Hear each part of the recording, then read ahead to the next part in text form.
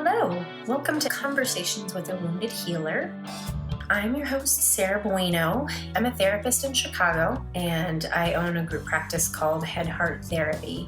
And the idea behind this podcast was I have really amazing conversations with my friends, and a lot of my friends are therapists and or in recovery and or spiritual healers, and they're all doing some super amazing work. Whenever we talk, I feel really filled and really excited and energized, and I think that the information that we talk about is, I guess, not something that a lot of people talk about. When I did my first podcast interview on Andrea Klunder's The Creative Imposter, the feedback that I got was so overwhelmingly positive, and a lot of people were like, oh my gosh, so vulnerable, and some of the things you said just resonated so much. And I was just thinking, well, my friends and I talk like this all the time. So y'all just need to sit on the couch with us and have a great time. So this is my way of trying to make that happen.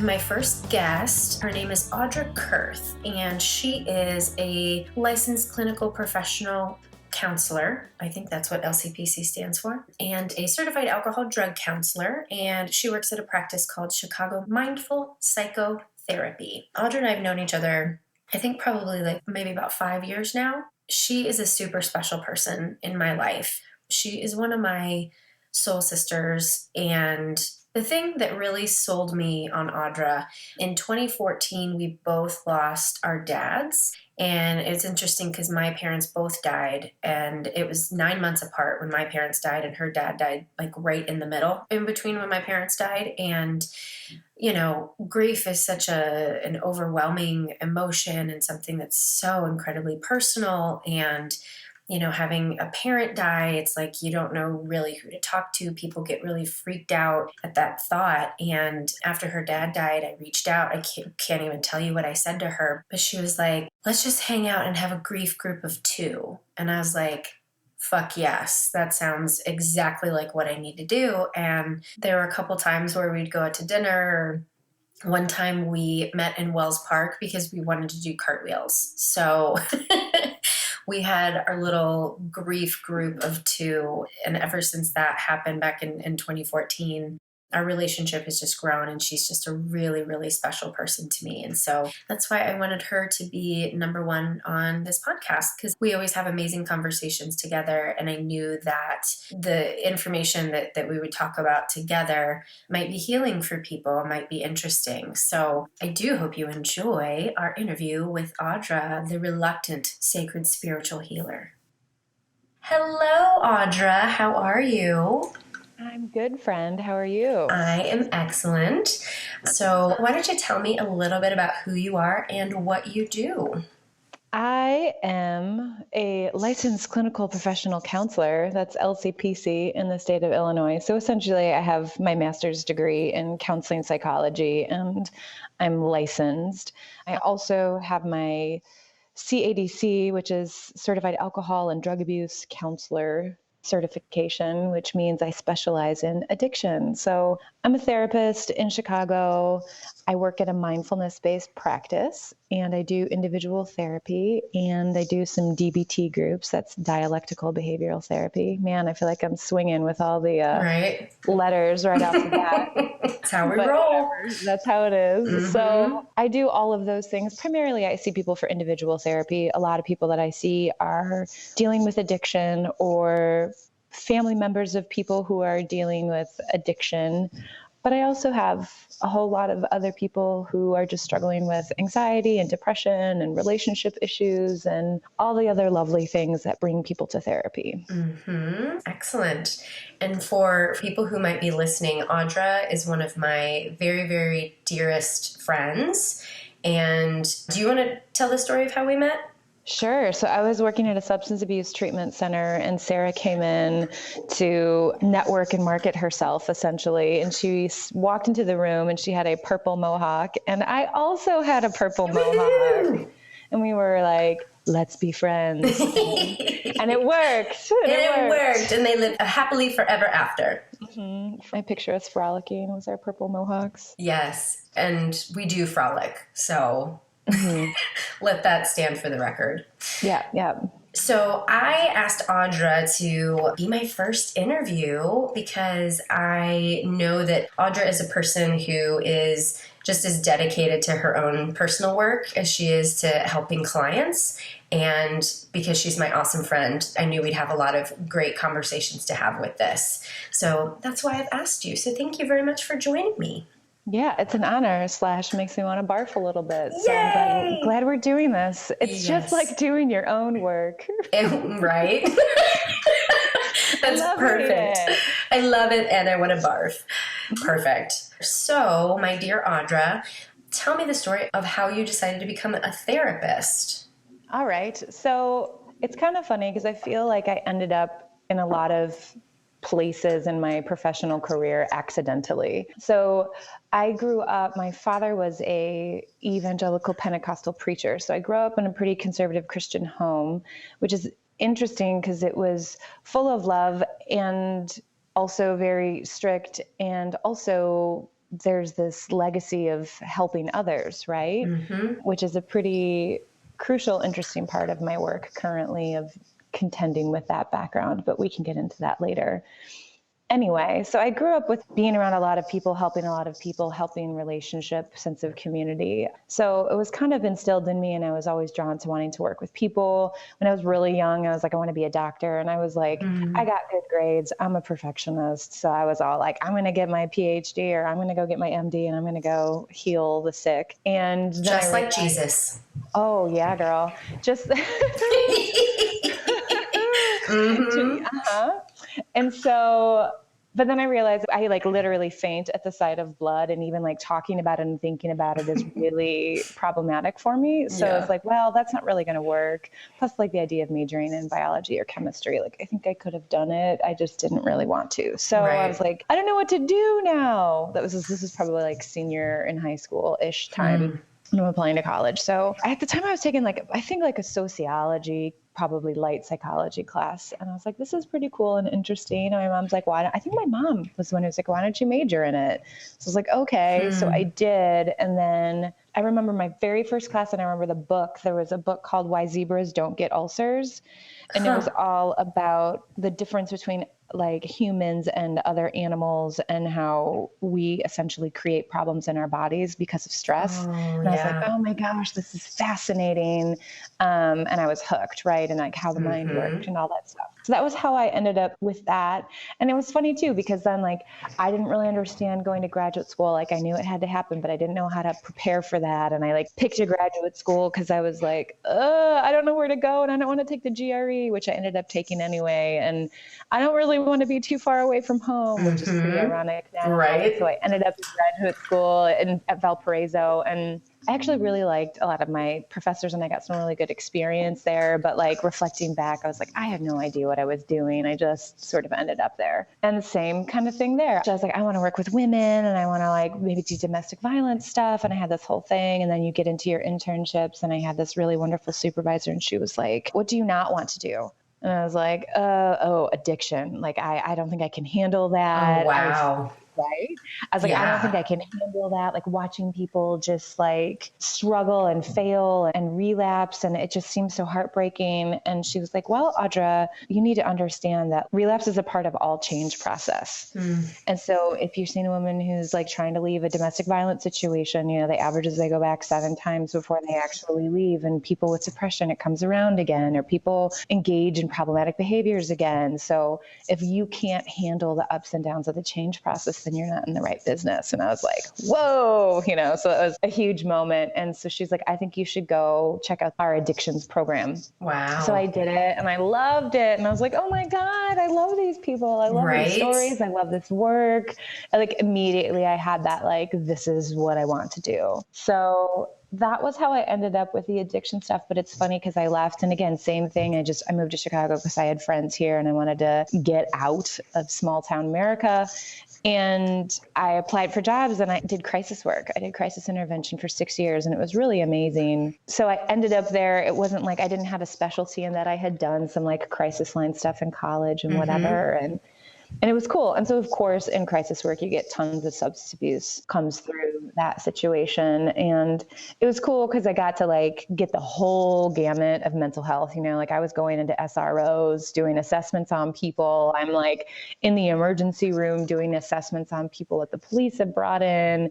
You know, if anything happened in the agency, they would like page me and I would come running to like deal with stuff, which was interesting. So it was cool. I'm really appreciative for that experience. So I got lots of general assessment and understanding of the whole wide world of mental health and the mental health system, which I think is really was very eye-opening for me and highly important. So I did all that for 6 years, which is probably too long, but you know how it is with agency work. I don't know if people out there know how it is with agency work. You get sucked in, you feel like I'm doing the good work, and you kind of have that chip on your shoulder, and I'm in the trenches doing the stuff, but you know, it's ultimately exhausting. So I don't know if I was like full on burnout. There was a lot of changes at the agency, and it was just time. So I left and I was like, I want this addiction thing. I would kind of get all the like more substance abuse prevalent cases that came through anyway. But I was like, I really want to go. So I left and I went to Hazelden, and at the same time I started doing private practice. And so I did that for like a year and a half.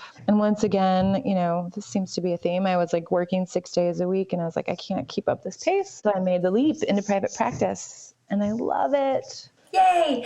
So that was a really long-winded answer to that short question. No, I love it. It's perfect. So I accidentally fell into all this stuff backwards. You know, like I got this job because I just needed a job when I moved to Chicago, right? And I did addictions because I didn't want to do addictions and I loved it. And even same with the, like when I started doing private practice and the mindfulness stuff, my boss was like, well, she had been my boss at the mental health agency, and then she left and started doing private practice. And she was like, I have this vision. I want to like have like a private practice and I want it to be mindfulness based. And I'm sort of like, oh, I feel like you kind of talked about that. Like, what's mindfulness? And she was like, yeah, it's really important. And her philosophy and now our group's philosophy is like mindfulness is not just this tool that you teach people in therapy. Like it is a way of being, it is a lifestyle, and we will practice what we preach. And so it was great because she was like, hey, come to this mindfulness meditation workshop. Is that the Turgar one? Well, Amy from Turgar and Georgia ran it together. So it was a combination of that. And I feel like a lot of it was based on like Sharon Salzberg's stuff, and Turgar stuff was kind of like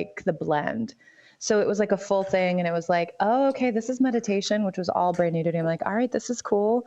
So I was like, yeah, sure. I'll start doing this. In. Right. So it was kind of like, hey, you have to do this in order to work here. And I was like, oh, okay. And then now it's been this like revolutionary, important, life-changing thing for me. So once again, Audra, falling into all of these ways of being. Yeah. And since you talk about, you know, mindfulness as a lifestyle, can you maybe explain a little bit what that looks like for you, and maybe also some things that you suggest for your clients? Sure. Wow, that's a big question. Yeah. Yeah. For me, mindfulness is being woke, like wake up. Holla. Right? Like wake up to the sensations in your body, wake up to your thought process, wake up to how all of that influences your behavior, wake up to the experience of people around you and the world around you, right? And be present with all of it, you know. And they talk about mindfulness being like there's two wings of the bird of it. And one half is like attention and noticing, and the other half is compassion. So it's not just, it's waking up, but like holding everything with some like gentleness, kindness, curiosity, and compassion. So it's trying to live life that way, right? And it happens formally and informally. So formally is like the full on sitting down with yourself with formal meditation practices. And there's a million of those. And then also the rest of it is like trying to be as fully present as possible with the rest of it, like not shying away from hard things and fully appreciating and noticing all of the beautiful, wonderful things and everything in between. It also is like how I attempt to show up in the room with a client of like, can I be fully present to everything that they're bringing in and all the garbage that I'm bringing in, and be willing to like name it and talk about it and deal with it. So I guess that's my maybe smallest nutshell version of that. There's a lot of complexities to all of that, but right. But I like the idea of woke. You know, I feel like in society we have, I guess, kind of awoken to the idea that authenticity is really important. But I think authenticity can also be used as a weapon. And like the term woke, I feel like is thrown around so flippantly, and also authenticity is too, right? Because I mean, I know you and I are on the same political spectrum, and knowing that Donald Trump is a, raving narcissist, and when people say, oh, he's so authentic because he calls it like it is, like that's not authenticity. That's narcissism and a lack of couth. So, ooh, nice word. Oh, thanks. So I'm not sure, your thoughts on how you cultivate, and this is another big question, like how you cultivate for yourself that, in Buddhism, the idea of clear seeing, right? So how do you know when you're tapping into that authentic woke part of yourself versus when maybe an imposter tries to show up? Yeah, that is a big question, but quick answers to that are one, like do your own work, right? So I guess let's start with like formal meditation practice. That's really hard, right? And I started with all the mindfulness stuff maybe like 4 years ago now, 4 or 5 years ago now is when that all would have started, right? And it has been incredibly challenging for me to maintain like a daily consistent practice. I go in and out and in and out and in and out and wrestle with it, right? And so eventually I have an accountability partner now, Amy, who is the Turgar lady who is also in our practice, who's amazing. And I are meditation partners, right? And partners is a strong word, but we text each other every day. I did my 20 minutes. This is what I'm doing it on, or I want to do this. And then we also have space to sort of process what's going on in our experiences. And that has been enormously helpful for me. So anyway, back to being woke and authentic. I mean, the more you sit with yourself, the more you learn, and you can't hide from that shit. So when you sit, you notice all of your shit and you have to reckon with it and deal with it, right? And so I feel like that feeds authenticity of like when you know your patterns, then you can name them really quickly and you become aware of them. Oh, this is my perfectionist showing up, or this is my like teacher self showing up because I want to escape being vulnerable right now, or this is my angry teenager stomping her feet. That kind of stuff happens with practice. And then also doing therapy, right? Like your own therapy, like seeing a therapist. And group therapy has been a new thing in my world, or group processing has been a new thing. And as I feel like really cracked things open, I feel like it's been maybe more powerful than some of my individual work. Like when I think back to like group experiences that I've had, it's been pretty incredible. Not to say that individual work, it's fun. The individual therapist is being like, group is way better. Yeah, right. But I mean, there's something to be said to pull back, when we do groups with clients, we know that the empathy and the connection and all of that experience is so much more powerful for them than anything that we could say. So of course, when we have group experiences, it's going to be profound if you're digging in and doing your shit. Totally. So I feel like the whole like getting woke business is like, when you do your own work, then like you can't not notice it walking around in your life, and which is the beautiful curse of awareness. Like sometimes I'm so mad at it. Like I hate awareness. Like I don't want to know this right now. I don't want to have to do the work of dealing with this, right? And I think that's the same thing with like therapy. You can't unknow something. Right.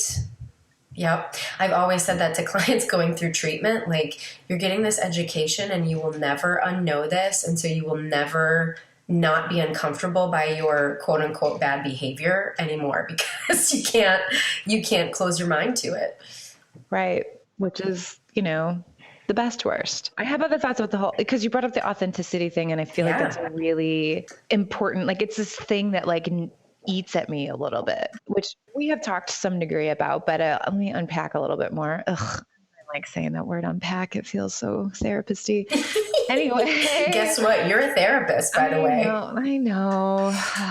So in being part of a mindfulness practice and also doing DBT and ACT, all that's like third wave psychology, which is all very Buddhist thinking. Acceptance and commitment therapy. Yes, thank you. You get exposed to these Buddhist ideas like no self. Right. And the happiness trap. And I feel like there's kind of been this trend of like authenticity and finding your authentic self and finding your true voice and standing in your truth, which on a very basic level, I totally believe in. But I also believe that rigidly attaching to idea of self, like self is so fluid and it changes so much. And I feel like authentic true self is kind of taken over the like good enough narrative. And I feel like people, like you were saying, use it as a weapon against themselves. Like, you know, like I follow all this stuff on like social media and these like empowering things and therapist things and whatever. And it feels like to me, there's this whole like, we got to stop body shaming ourselves. And, you know, we got to start using our voices and taking up space and all of those kinds of things, which I agree with. But there's this like very sneaky element of like, am I standing in my truth? Am I being my authentic self? And people beating themselves up. And it kind of is this new way of chasing being enough and good and right. And I was like, oh, like that's not it, you know? And so it's hard for me because I feel like there's so much good messaging in that, but I also feel like there's this like edge of the be more, be enough. Like I can't tell you how many clients roll in, like when I, you know, I'll be like, hey, maybe you should read The Gifts of Imperfection or Radical Acceptance or Self-Compassion. And then they come in and they're like, I haven't read this and I'm failing at this, or I'm reading this book, or I want to do this, or I got to do this stuff. And like, it just becomes like being authentic suddenly becomes a new measure of that. And it's a problem. Yeah, no, that is a really good point. And I had a client once. I mean, she was reading all the self-help books and she came in one day and she's like, why aren't they working? Like, why doesn't this work for me? And I feel like some of the books, and I, like the ones that you mentioned, like Gifts of Imperfection and Radical Acceptance, I think those are different. But some of the like more pop psychology self-help books, like, I don't know, there's one I'm thinking of, but I probably shouldn't say the name of it. But it's basically like, you can be whatever you want to be and you can do whatever you want to do. But you know what? Not everybody can. And that's not because they're not capable, but whatever their circumstances in their life, they may not be able to get to, you know, be a CEO of $1 trillion company. I don't think everyone has that capacity. And it's bullshit to try to sell this idea. And going back to the woke thing, like, is there a place where you're going to be able to be 100% authentic all the time and standing in your truth? Probably not. Well, and like, what does that mean? Because it literally changes moment to moment to moment. Like, I could be totally overcome with like a deep sense of insecurity, right? Of like, oh my God, like even like right now, we're doing this interview and I'm like, I can switch from moment to moment where I'm feeling like, wow, that's like really useful. And I'm so glad I'm saying these things. And that sounds really Yeah. great. And then there's this other part where I'm like, oh my God, you're talking too much about nothing, or this is terrible, or whatever. So am I secure or am I insecure?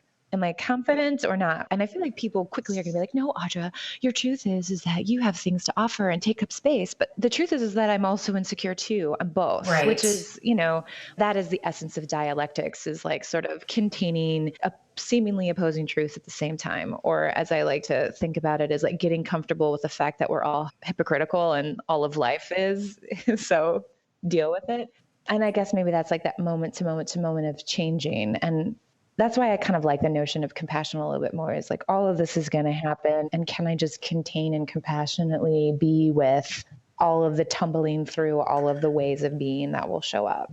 Right. Yeah. Well, and this kind of moves to one of the questions that I wanted to ask about, you know, how you manage your own authenticity and vulnerability in terms of work, and how that may or may not be different when you show up in real life. You know, we've certainly talked about your relationship with Phil, your husband, and how things, you know, that happen in group then show up with him and all of that. So can you talk a little bit about that authenticity, vulnerability, I guess? As a therapist? Yeah.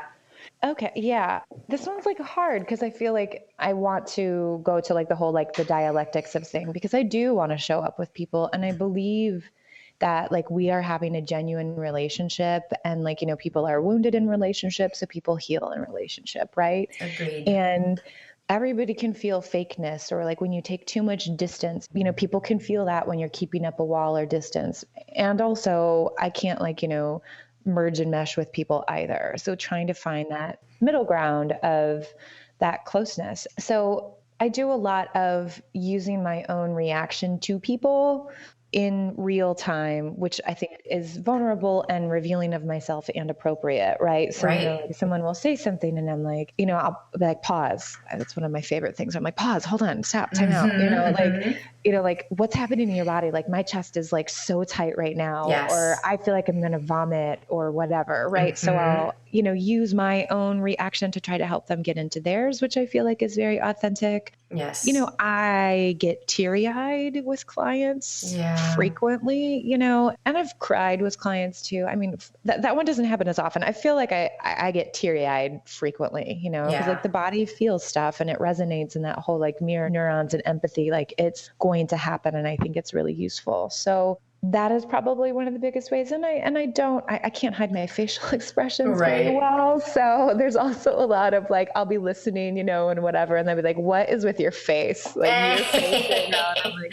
oh shit. Okay. Here's what I'm thinking. Right. Mm-hmm. And like self-disclosure, I try to use, like anything appropriately, sparingly. Like if I think if it's in their own best interest and it's going to help them, I might share something about myself. And there's also this kind of easing in and easing out of the therapy space with people, the small talk sort of stuff. I know some of quote authentic Audra leaks in and out of the entering and exiting, some of that space. So that's there. And the other issue that's in all of us that I don't quite know how to reconcile is the idea of loving clients. Oh, yeah. And I've had a lot of conversations with my colleagues about this recently, and it's a scary wword to say. Like, I feel like there's this like, you're not supposed to love your clients, and you're sure not supposed to say, I love you too, clients, right? And it just feels like kind of old school ideas about like holding boundaries, which I also believe in too, right? And like the way that I love them is limited to the space that we're in. We see them an hour a week, sometimes maybe more, right? So there's an artificialness to the love, even if it's really authentic, right? Or maybe artificialness isn't the right word, but maybe limits. It has limits, even though sometimes it feels very boundless within me. Like, I love my clients. It's like a joke around the office, like if we're ever consulting, like I'm immediately like, so this client, I love them. I love him. I love her, Yes. Like, I'm always the one who's like, I love, love, love, love, love. Like, I love them, and I like love other people's clients. Like, just like they're in the lobby waiting to see somebody else. And we have these like mini interactions and I'm like, oh my God, I love her. And I think that's part of one of my gifts as a therapist is that I love very easily. Yes. And I mean it. That's a hard thing for some of my clients to like trust and accept, right? Yes. But I also don't use that word ever with anybody. I've only one time with one client. Really? We were terminating. It was a beautiful relationship, and we were terminating, and we had talked it through, and we hugged goodbye, and he said, I love you. Or maybe like, I love you. And I was like, I love you too, and it was beautiful. And it was like the first time, and I was like, oh my God, I uttered the words to a client. Yeah. Like, was I allowed to do that? Am I going to therapist jail? Right. Well, I got a call last night from a therapist in San Francisco, and I never pick up the phone. I don't know who I assumed it was, and I picked up the phone, and she's like, oh, hey, I am seeing, X old client of yours. And I was just like, oh my God, I love X. How's she doing? And after I was talking more with the therapist and, she was just kind of asking about the history of this client and, what would be helpful in her work moving forward. And she's like, oh my God, where are you from? Because most therapists do not talk to me like this. You're so authentic and you're so straight to the point. And, and she was like so appreciative of the honesty and the realness. And I think we do love our clients, and it would be such a disservice to us and the clients if we didn't recognize that, and express it in appropriate ways. I've been in that situation a number of times where a client will say, I love you. And I mean, when I know that I feel it, I say it back. Of course I love you too. And, this relationship is very important to me, and you help me as much as you think I help you, It is a two-way street. And I don't think that our clients really understand what that's like, to really be honored to be a witness for someone and to also be changed by them without them even knowing that they're doing it. Oh, yeah. Oh, yeah. Oh, it's an awesome job. I know. I love it. Same. As I was preparing for There's this book that I read called Mindful Therapy by a guy named Thomas Bien. Yes, I haven't finished it yet. He talks about this. He talks about the idea of like, of course, and this gets into the whole like doing attachment therapy, but he's like, we penetrate their psyches and they penetrate ours. And if we're in like deep attached relationship with people, of course, we're going to think about them outside of session. And this is all the caveat that you're not like obsessing about them and having these fantastical, intense fantasy relationships with them. But it's weird where I'm like, well, of course, like this thing reminds me of this client and I would think about it. Or like after a session when there's these things, like I would mull it over. Like he's like, of course you do. And I think that's important. Right. And he also talks about this idea that like, we kind of hold this sense of self and completeness for them until they're ready to have that for themselves, which is a big burden. And he also talks about being a healer guru, and like that stuff is like awesome. / like I read this book and I literally threw it on the floor a couple of times and I read it because I was like, I can't handle hearing this from you, Thomas. So funny. So I don't know if you want to segue into that, if you feel like we covered all the stuff, but it all sort of connects for me. Yeah. So move into that then, because, the name of the podcast is Conversations with a Wounded Healer. And so we've danced around it, but haven't like really, I guess, driven it home straight to the point. But so if you think about that term for yourself, wounded healer, how does that apply to you? So definitely a couple different branches on this thought. I have like a strong negative reaction to the word wounded healer because of course we all are. We're human beings. And so all of us are wounded, right? We all have different wounds from lots of different things. Like nobody comes out unscathed out of anything, right? Right. And it bothers me because wounded feels like active. Like I have an active gaping wound and then I'm going to go help other people who are also wounded. And that seems inappropriate, right? Right, yeah. So then I'm like, well, maybe it's like scarred healer. And I feel much more like I'm a scarred healer because scars means that the tissue has repaired itself, that the organism has repaired itself, and there's marks and I know them. And I like that idea better. That's not to say like I don't have wounds or I don't get wounded or that it's like, whatever, like the work's never done, right? You keep doing the process and you keep revisiting, but this has been laid to rest. Like I've done this and I've let this go. And of course I can pick it up, or of course, developmentally down the road, I might revisit this with a new lens, whatever. But I feel like sometimes there's this need to identify with our pathology or our need to over-identify with clients' pathology and like live in that space and pick at that space and wallow in that space. And I don't like it. Yeah.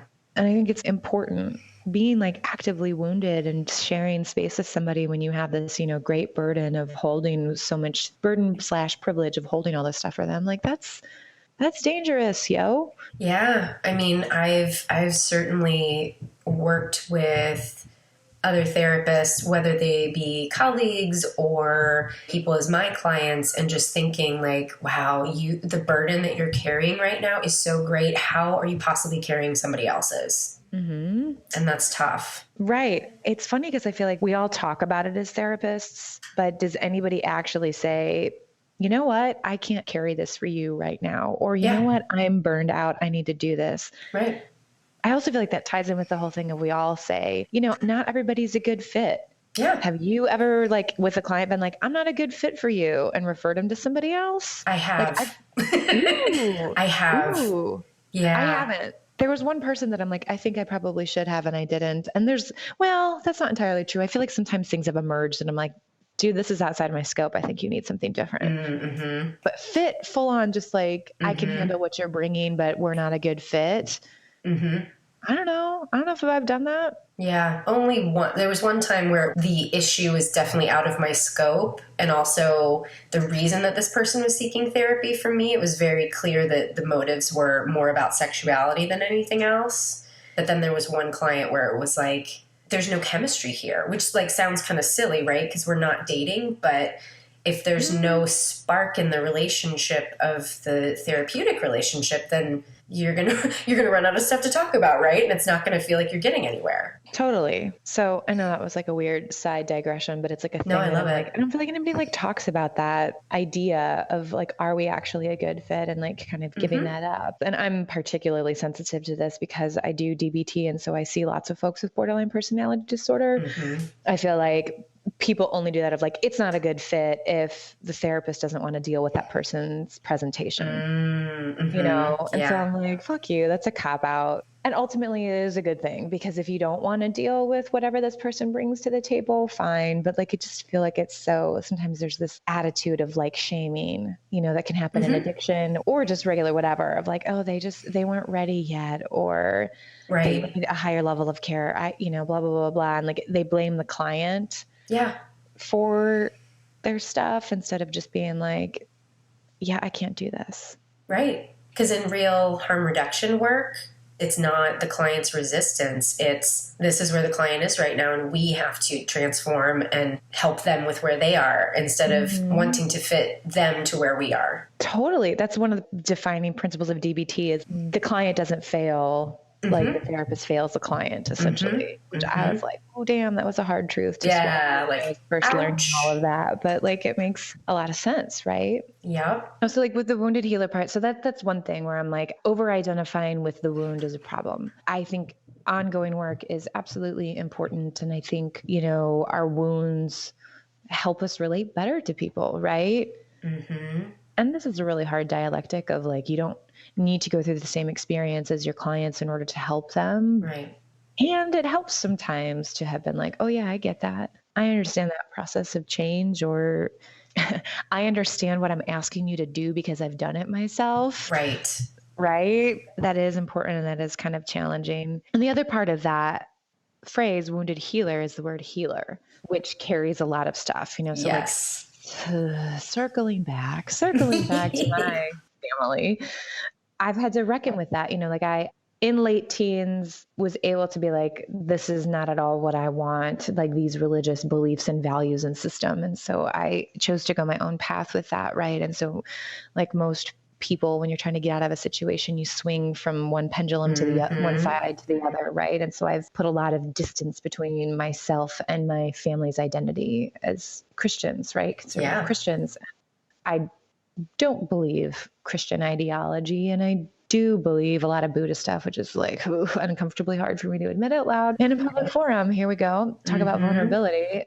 But I'm coming to this place of like trying to reconcile with like who my family was and accepting all of that. Right. And my father's grandfather was a preacher, and my brother is a preacher, and my mom just got ordained. And so there's this whole like legacy of like spiritual healers. And I'm a part of that, and probably part of why I'm good in certain ways of occupying this space with people and easily loving people is from that. I'm going to cry. Like, that's what my dad was really good at. He loved people very easily.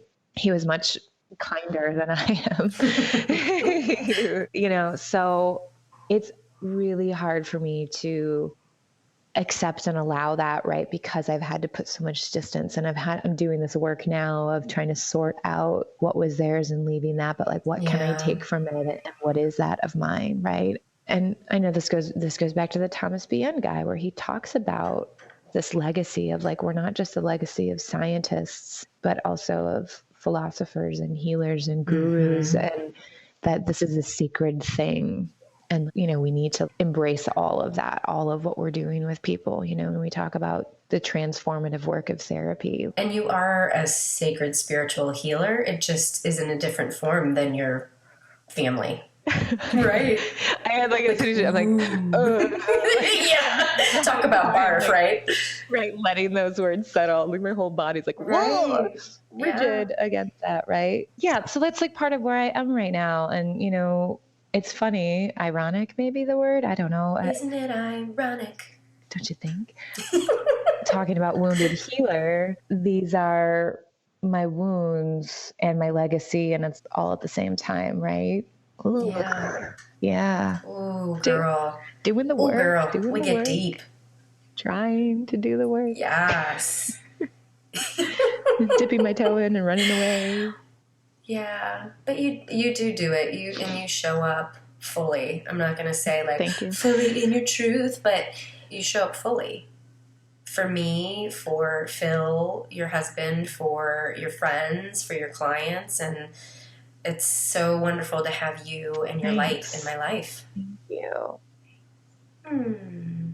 You're welcome. So I think we've gotten some good shit. There was one other thing that went through my head that like way back we talked about how do you stay woke, and I don't know, and I think I spoke to it, but I just wanted to like make sure I spoke to the idea of body awareness is a really, really important thing. Like I remember when I first started meditating, like doing body scans, I was like, this is so weird. Why does it matter what I feel in my big toe? This is so dumb. Right. And then as you move over time, I'm like, oh my gosh, there's so much nuance, and my body is telling me so much, and all of the research that's coming out and like somatic experiencing and like yoga therapy and trauma work, and the body keeps the score. Like, hello, listen to your body. The body is more powerful than words sometimes at healing. So I also try to pay attention and listen to my body sensations quite a bit, which is how I try to be woke in my life. And I also practice yoga, which is also one of those. I love it. And then I'm also like, cringe, like, oh, I feel like such a cliche. 2 to 3 times. It is magical. But it's magical. It is magical. So being in my body. Yeah. Just because we've westernized it doesn't mean that it doesn't work anymore. I think it's just like sometimes when I start piling up all of the things that are true about me, and then they turn into a like liberal North Side white woman stereotype box. I'm like, oh Christ. Like, I'm like, I'm going to yoga after eating my avocado and my AeroPressed coffee while listening to NPR. Yeah, let's do this podcast. Oh God. Anyone hate me? Amazing. Sorry. Amazing. Whatever. There's that. I love it. And is there anything else that I didn't ask you that you want to share today? The only other thing that we had talked about, which I don't know how this fits and if it fits or whatever, is the idea of where the addiction field is and where it's going and where we're focusing on stuff. And I just feel very strongly about continuing to be progressive in my ideology about that and wanting therapists in the field to catch up to those things. And like having, I personally have some pretty liberal views about drugs. And like, I feel like the war on drugs is incredibly damaging and ineffective and totally worthless, bullshit. Right? And even just kind of some of our ways of approaching treatment historically are really ineffective. And so I'm just, a big champion of, can we have some new ways of approaching this? And can we talk about these things? And can we stop being terrified of these things? There's these strange puritanical views, I think, sometimes in our society about substances and about sex, which is a whole other topic. That's a whole other podcast. It's a whole other podcast for sure. But I feel like they inform a lot of the way that policy works, and it's like really ineffective. And it's like addiction is its own thing. Like drugs and sex and alcohol, like they have their dangers and risks, but that's not the problem. Like the problem is our society, like not being connected and not giving our children what they need and not addressing the trauma in our society on so many levels and all of this other stuff. So addiction grows from that.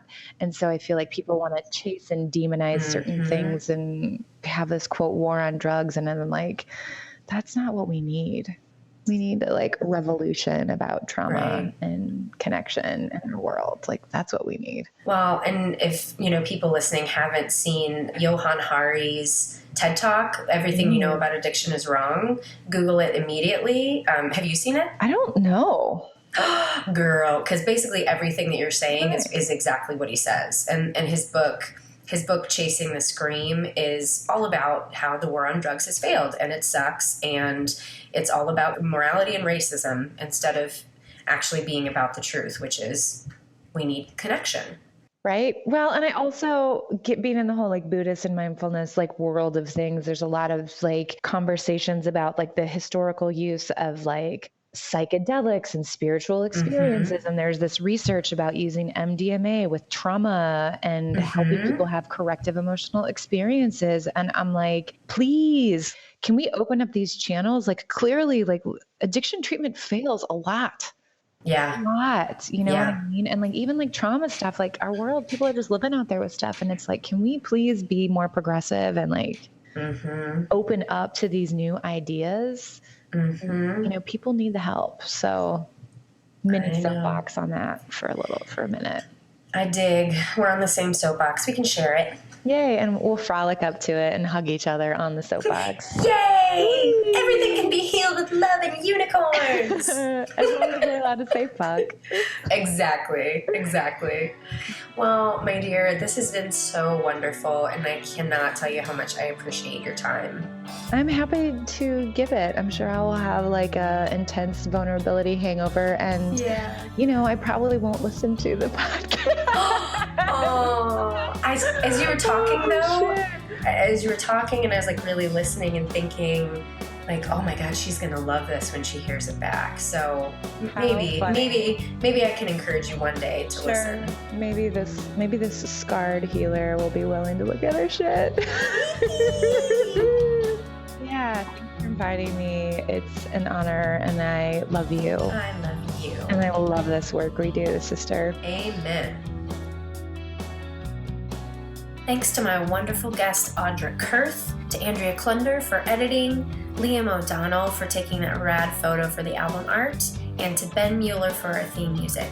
For more information on Audra and her practice, Chicago Mindful Psychotherapy, you can visit my website at www.headhearttherapy.com/Sarah's-blog.